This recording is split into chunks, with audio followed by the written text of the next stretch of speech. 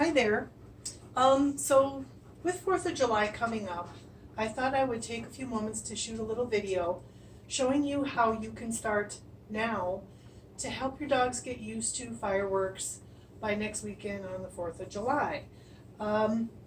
Sometimes dogs will be scared of fireworks, they don't like them, and maybe just going into another room, closing the door, turning on some music, taking them downstairs, watching a video, movie or something like that that makes a lot of other noises to kind of drown it out.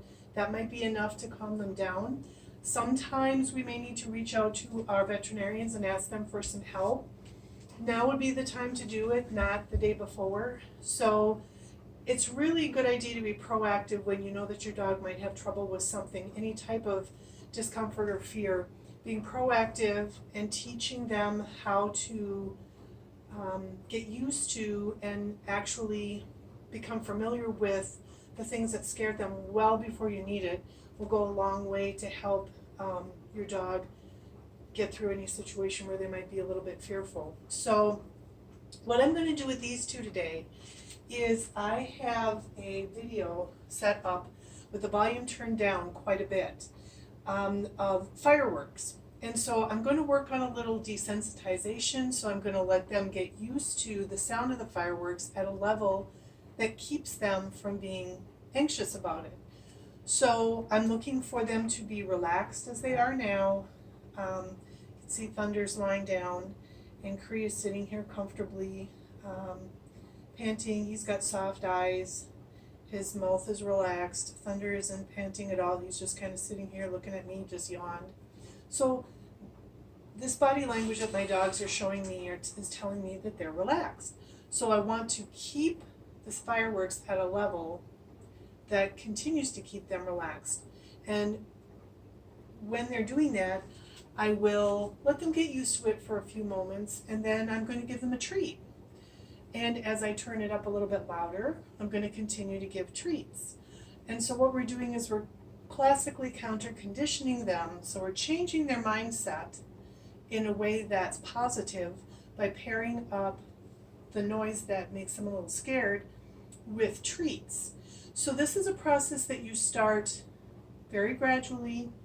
It's not a forced thing. The dog leads the way. We take our cues from our dog, and we work within their comfort level.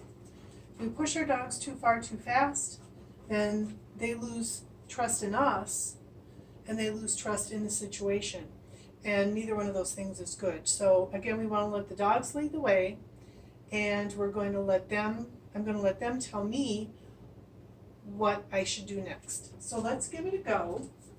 I'm going to turn these on. And again, you guys probably can't even hear it, but they can, because dogs have a much keener sense of hearing than we do. So they can hear things that are way clearer than we can. Right now they're more interested in what I have in my hands than the sound of the fireworks, because they know that these treats are coming. So even though they're not doing anything, and even though the fireworks are going off at a level that they barely perceive, this is already starting to change their mindset, that when they hear fireworks, they're probably going to come looking at me and say, "Hey Mom, I remember this game. Can we play it now?" And this is a much better frame of mind to be in than being fearful. Now what I'm going to do is I'm going to come over here and I'm going to pump up the volume just a little bit more.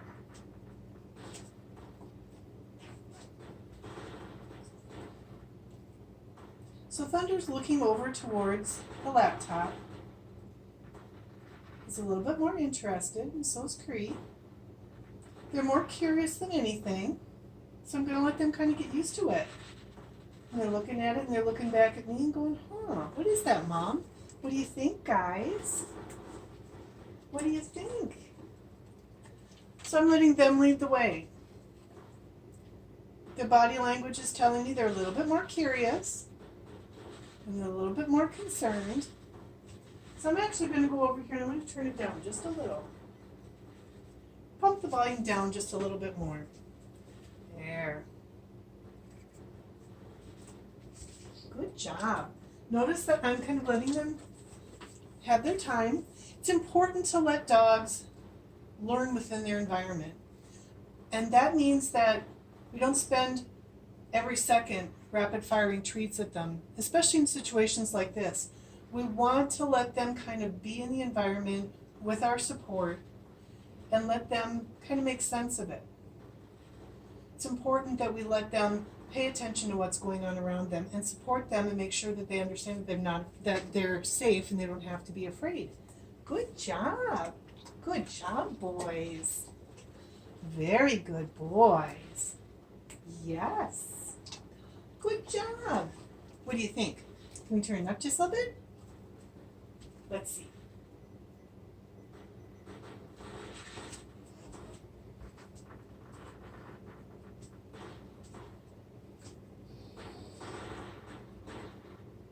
Good job. So now I've turned it back up to where it was, and they're not even looking at it anymore. They're watching me. So what I'm going to do is every day this week, I'm going to pull this out of this video and I'm going to practice this with my dogs. So we're going to work for a little bit of what we call habituation. So the more that they get exposed to this at a level where they're curious and comfortable and feeling safe, the more they'll be able to understand and make sense of this new weird noise that normally scares them. Now when the actual fireworks start, I will still be prepared. I will still have my white noise in place. I will still have a video queued downstairs to go watch. Easy, bud.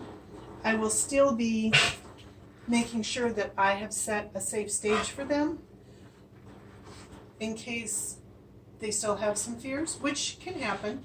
But I will also be prepared for the fact that they just might not need that. Being proactive with supporting our dogs is always better than being reactive, because proactive keeps us as humans calm, and that will translate to keeping our dogs calm as well. Looks like you guys are doing pretty good. What do you think? One more? Just a little more?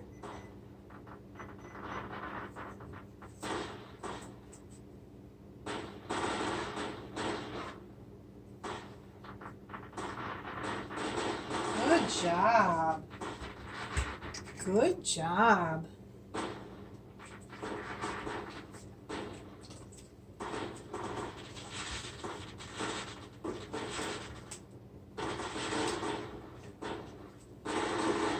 All right.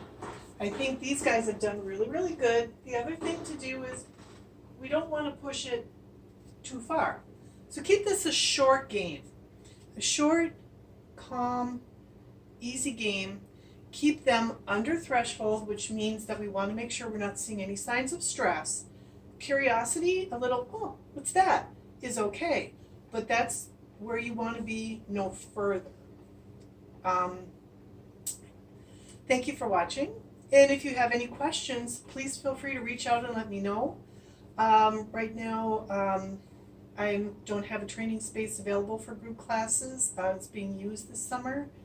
And right now, due to my work at the hospital, I'm going to be doing virtual classes only. So if you ever want a virtual private lesson, just go ahead and fill out my application. I do have a choice now there for virtual training. And you guys have a great, safe 4th.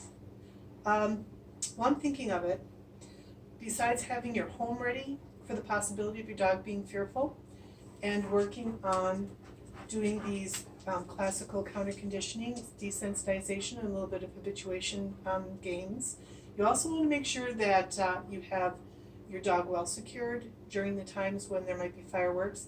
Make sure that they're microchipped and they have their collar on so that they have identification. Make sure that you are managing your entrances so that you maybe have gates up and secondary barriers so that your dog can't bolt out of the house. Even if you have a fence in your backyard, make sure you're out there with your dog during this time, because if they get fearful, there's a lot of adrenaline that pumps, and that can give them super canine strengths and abilities. So just be really, really careful. Have a safe and happy 4th, everybody, and thank you for listening.